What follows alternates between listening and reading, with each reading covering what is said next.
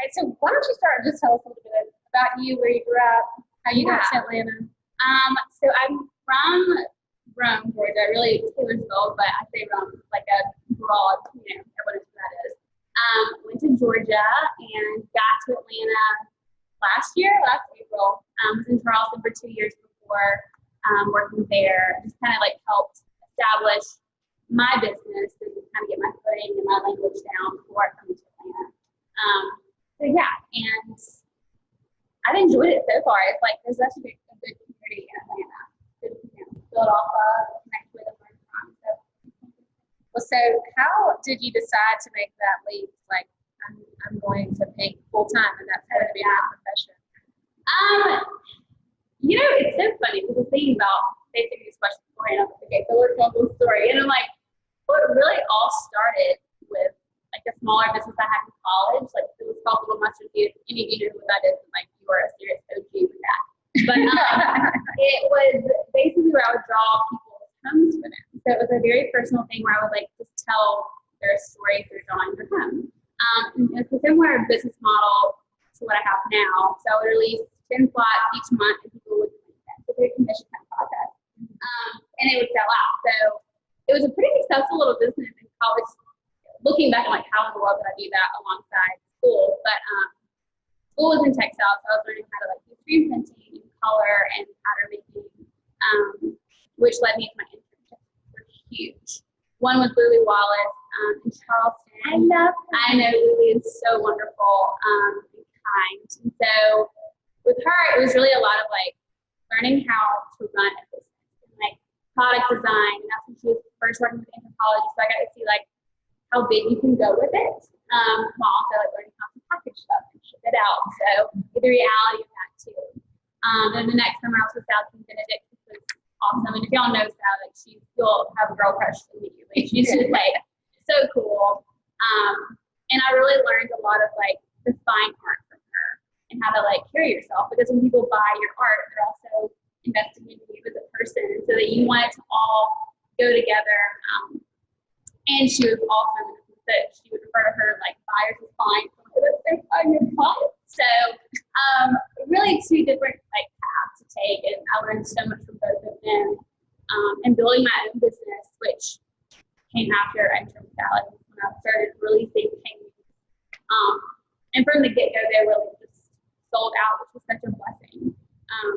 So it was really never a moment where I was like, am I doing this? It just kind of happened, which is rare, but I think that my voice was different. I had a story that was pretty strong from the beginning. Like each painting had its own personality, its own title, and I don't know, I think people just responded to it differently because I wanted to share all of it, which is not, I guess, normal for most artists. I guess if you're like, I'm gonna stay like, mysterious, but I'm like, here's everything.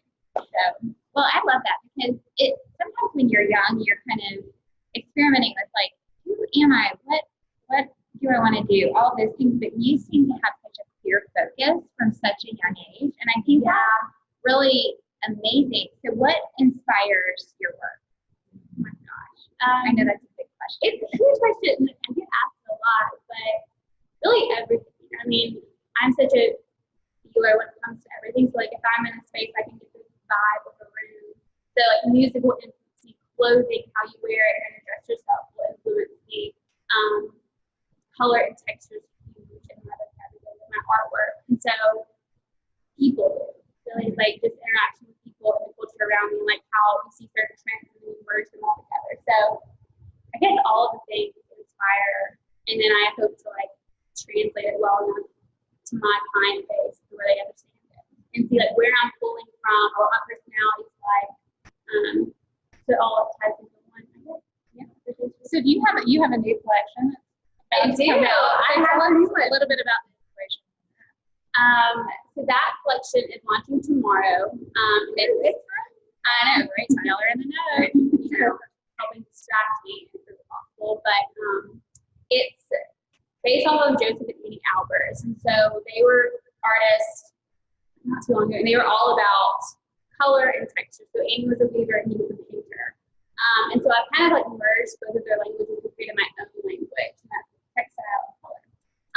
And it's bringing me back to my roots of screen printing and textile design from college, which I'm really excited about. And we're introducing a whole new medium with screen printing. So there's silk screens, which is totally like just breaking down my work to the simple elements of it, which is the shape and the no more and color.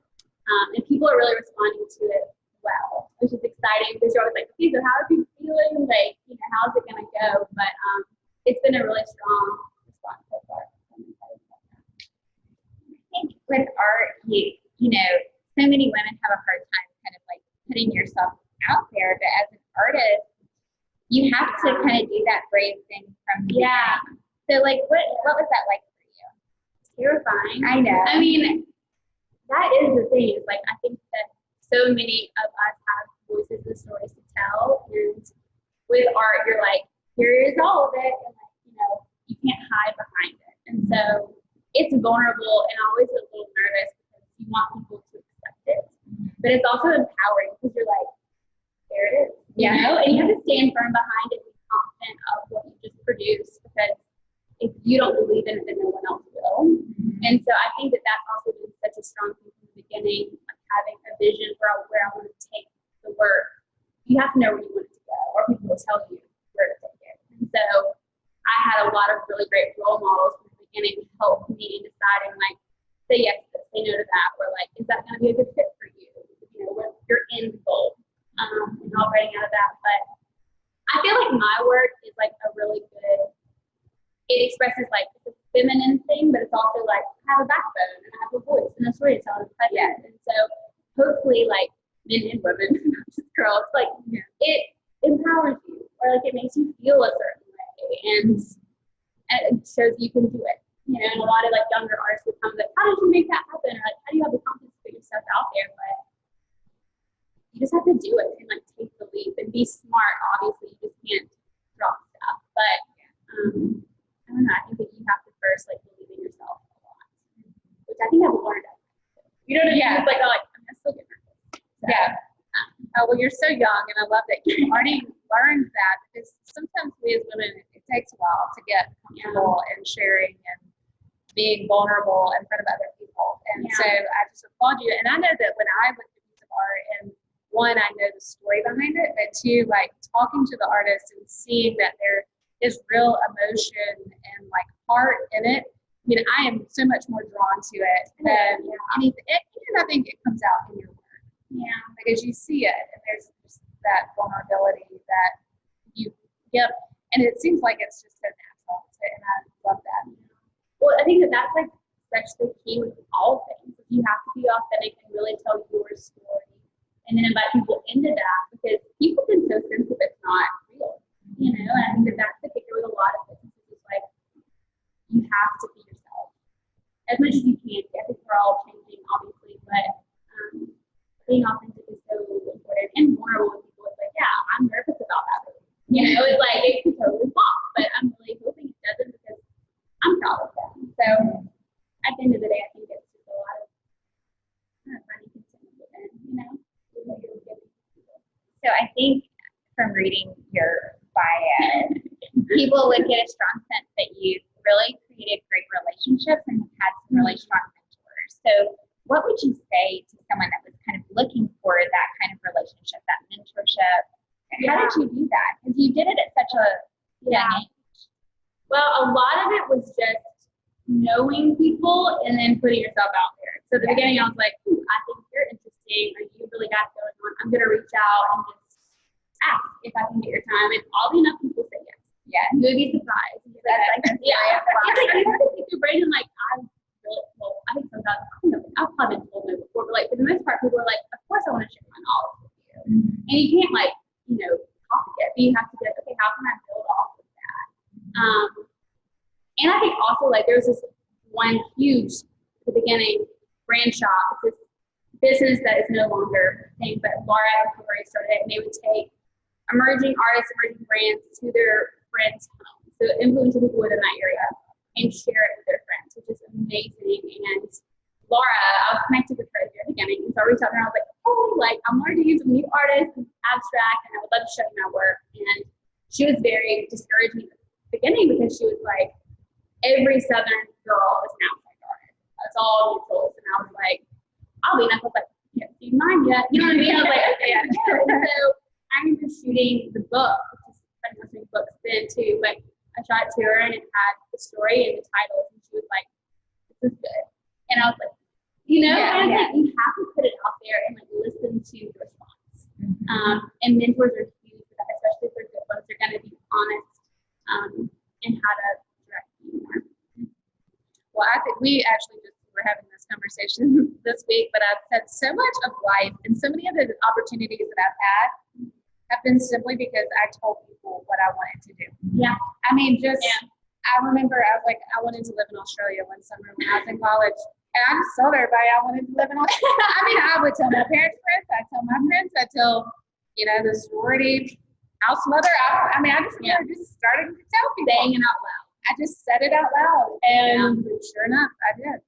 But it was like a great light bulb in my mind. It's like, and not being afraid to do that. Yeah. And, putting your art out there is way more. It's so vulnerable. It's such a vulnerable thing. You want people to love it.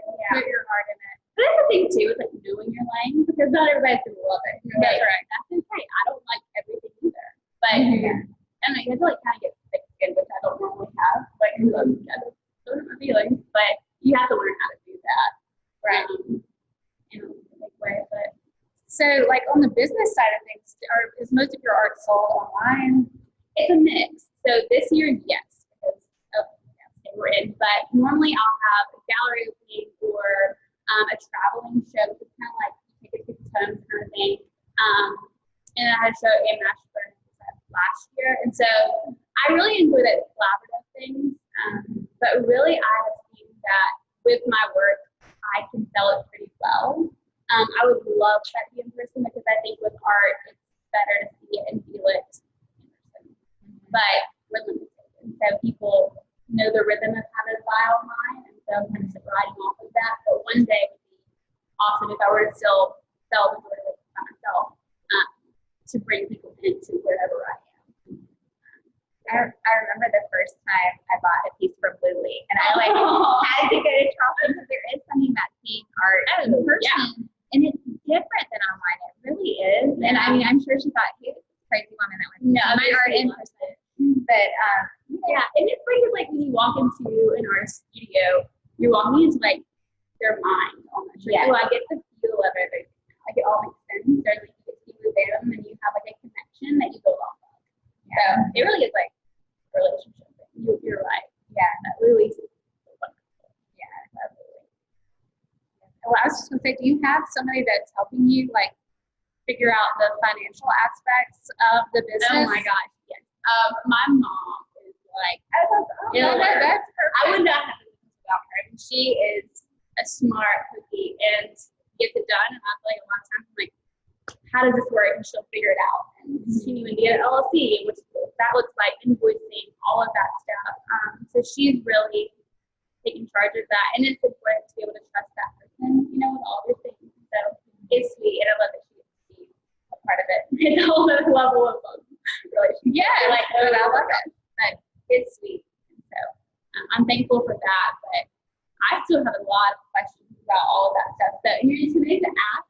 I can normally run it by her, but sometimes in competition and I'm like, I should know this, but Well, that's interesting that you said that, because so many times I was a journalism major at the University of Georgia. So before, and I've now been in finance for 13 years, but before you do something, you really don't know it. And for some reason, we give ourselves such a hard time about business subjects and financial subjects. We're just hard on ourselves as women. I don't know why we do that, but we can learn anything. We really can learn anything. And I just love that. I know it's empowering. So that's part of the vision of the Wealth Edit, is just to talk about it and to learn from each other. Just like, hey, where'd you get that pair of jeans? It's the same thing. It's just talking about financial subjects. So it's fun. So, and getting rid of the stigma that you're not supposed to be talking about that. But actually, how could it up to you? And we have a group of young artists, and it's really neat to listen to them talk. How are you handling the invoicing? Are you your own bookkeeper? Where are you painting? do you get lonely when you're painting in the same place that you live all day? And then maybe not. I mean, but like I've listened to those conversations come up, and then you can see those connections being made, like you're heard and you feel it, but also the lingo, the financial jargon, all those things are starting to work their way to conversation, and you can see people lean in, like, finally, somebody is, it's needed. It's so needed. For like us all got to get together, it's like, okay, so what do you know? What do I know? Can you educate me a little bit, you know? Because it makes you more confident. So this is our last question, sadly, but why did you say yes to us today? We always want to ask people this. That is it, because we're so grateful that women like you are willing to step up and just have some conversations about it. Like Katie providing this beautiful space today. So Y'all are just different. I mean, as soon as I got the email and looked it up, I was like, this is amazing because it's just sharing knowledge. And it's inviting a group of women in the community to talk about it. Because we're scared to. And you are so wonderful in person. Like, I'm so glad I'm here. So, like, I think that I believe in what you're going for, and creating that in Atlanta is going to be so powerful for us. And I can't wait to learn from it. So, selfishly, I would do this so to like pick up some things. And like stand behind it. You know, I think that's also important for people to, like, you know what, no, I believe in this, and kind of helping it spread. I'm glad to ask you part of that. I'm so flattered. well, we're so excited to have you, and these sweet artists were all like, yes, we'll do it. we were like, we love artists. Y'all, true story, before, like when my kids were little and all my friends were buying like really nice couches and really nice things. I was like, my kids are just going to mess this up. And I had terrible furniture and I had the best art. I was like, I'm going to invest in art. I'm not investing in furniture that my kids are going to sit up on. So I love art. Me too. Thank you so much. Awesome. Thank you so much.